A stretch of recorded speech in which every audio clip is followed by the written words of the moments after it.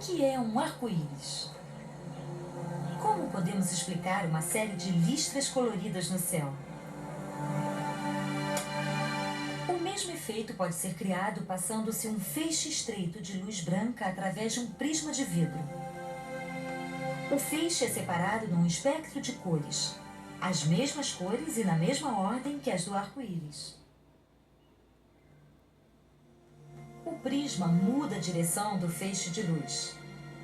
As cores diferentes da luz são desviadas de modos diferentes. O violeta é o que mais se desvia, enquanto que o vermelho é o que se desvia menos. A luz branca é uma mistura de diversas cores separadas pelo prisma. A mesma coisa acontece quando o Sol brilha através de um borrifo fino de água. Este funciona como um prisma, separando a luz do Sol no seu espectro característico. Por isso que se forma um arco-íris quando o Sol brilha num dia chuvoso.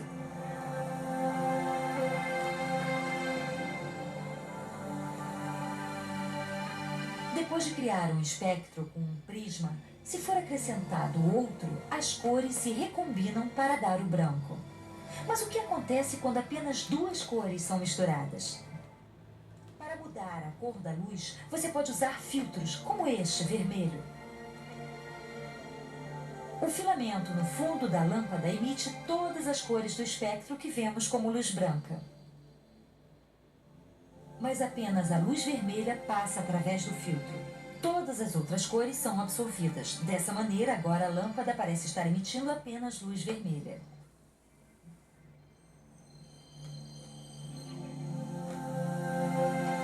O vermelho, o verde e o azul são as cores primárias da luz.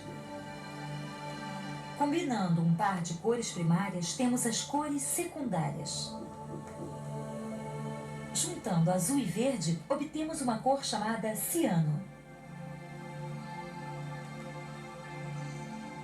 O vermelho com o azul dá o magenta. Junte o vermelho com o verde e você terá o amarelo. E a superposição de todas as três produz o branco.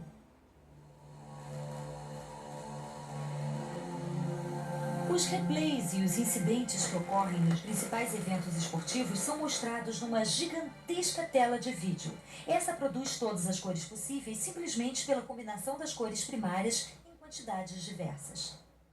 Embora a tela pareça branca, na verdade é feita de centenas de tubinhos vermelhos, verdes e azuis arrumados em grupos de 4.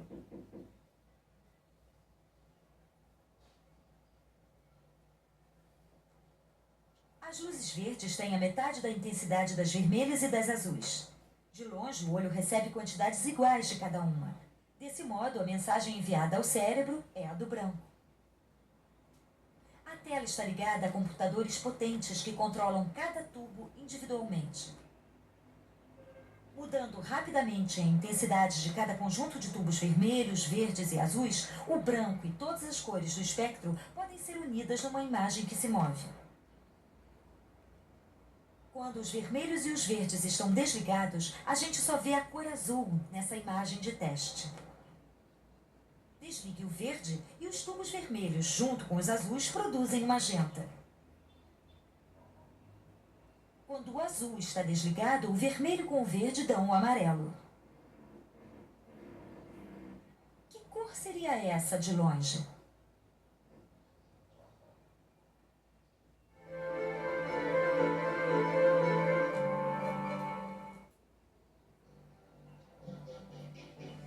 A luz é uma forma de radiação eletromagnética. Ela se propaga em ondas. Passando luz branca através de um prisma, ela se separa em um espectro de cores.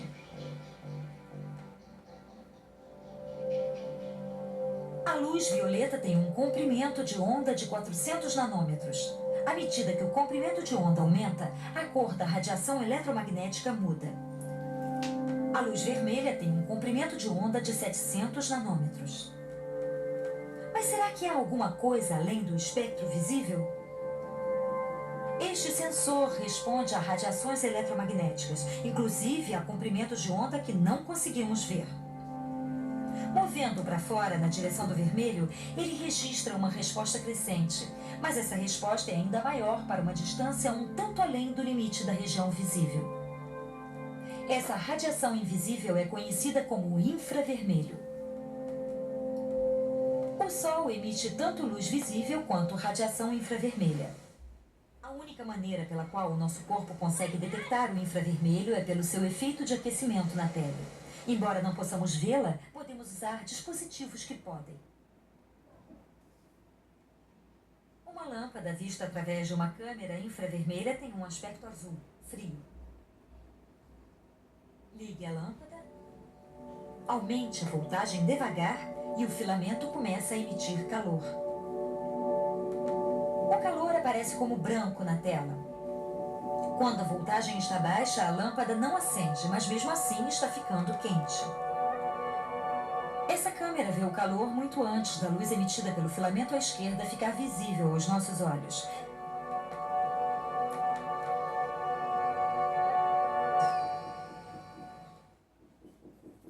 Serviços de emergência como a polícia usam câmeras semelhantes para vigilância à noite. Está escuro demais para que se possa ver qualquer coisa, mas a câmera capta o calor corporal de uma pessoa que, dessa vez, aparece em preto. O espectro eletromagnético é um espectro contínuo de ondas, indo de ondas de comprimento muito curto num extremo a comprimentos de onda muito longos no outro. A luz visível é apenas uma parte ínfima desse espectro, com comprimentos de onda entre 400 e 700 nanômetros. A radiação infravermelha tem um comprimento de onda maior do que o da luz visível. Tem um comprimento de onda de cerca de 1 milímetro. Mais adiante no espectro, o comprimento de onda cresce a cerca de 1 centímetro. Essa é a chamada radiação de micro-ondas. Como todas as ondas eletromagnéticas, as micro-ondas carregam energia. Essa energia é absorvida por moléculas no alimento e na água. Dessa maneira, pode ser usada para aquecer e para cozinhar. Micro-ondas com comprimentos de onda diferentes são usados para levar informações pelo ar. A saída desse toca-CD é convertido num sinal. Uma série de micro-ondas então leva a informação do transmissor à esquerda para o receptor à direita. Basta usar a mão para interromper as ondas, ou uma folha de metal. Mas apenas as micro-ondas de ondas leves atravessam o vidro. As micro-ondas são transmitidas através do país ou retransmitidas via satélite. Muitos sinais de TV e de telefone são enviados dessa maneira, mas os comprimentos de onda usados são diferentes dos que aquecem a comida. Além das micro-ondas, estão as ondas de rádio. Essas têm os comprimentos de onda mais longos do espectro eletromagnético e são as que carregam menos energia.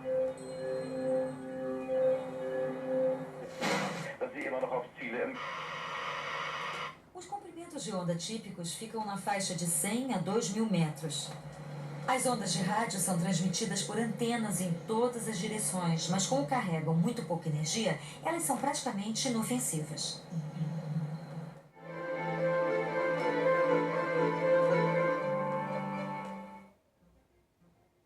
Essas pedras parecem bastante comuns, mas se as iluminarmos com luz ultravioleta, elas começam a brilhar. Elas ficam fosforescentes.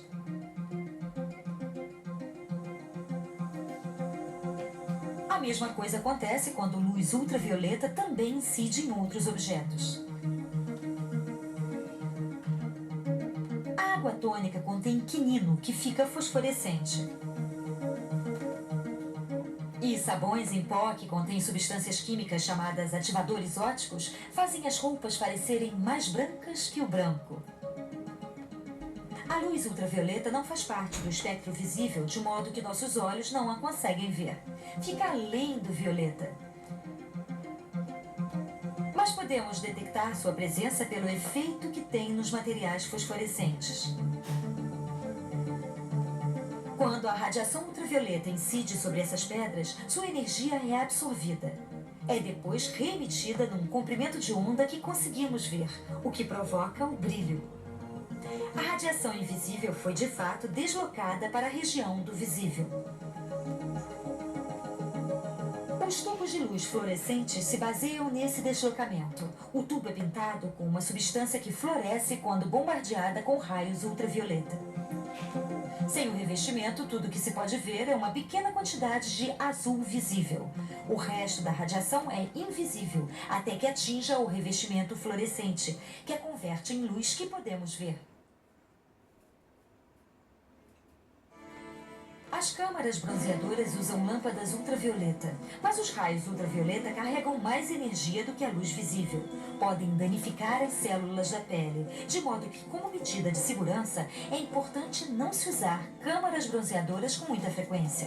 O Sol também emite ultravioleta. Os raios ultravioleta de maior energia são absorvidos por uma substância química na atmosfera chamada ozônio.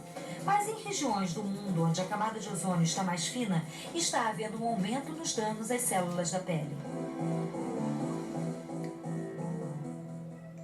O espectro eletromagnético é um espectro contínuo de ondas, indo de ondas muito curtas num extremo a muito longas no outro.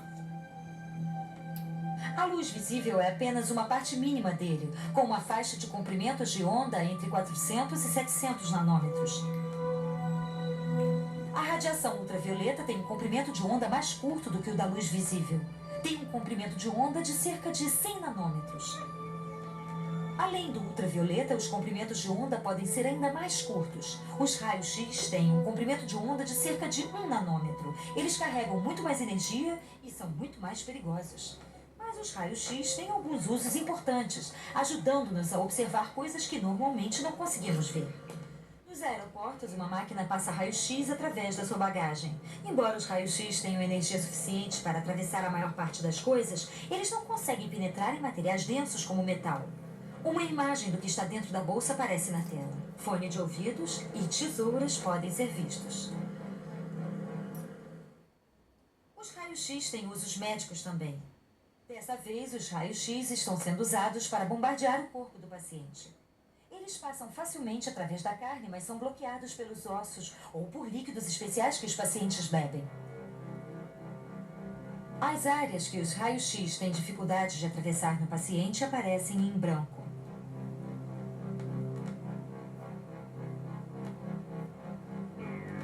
Além dos raios-x com comprimentos de onda muito curtos, estão os raios gama. A alta energia deles faz com que eles possam atravessar qualquer coisa.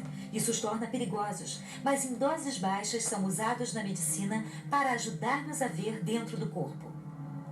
Para examinar o fluxo sanguíneo através do cérebro deste paciente, fizeram nele uma varredura gama. O primeiro estágio é injetar uma substância emissora de gama na parte do corpo que se quer examinar.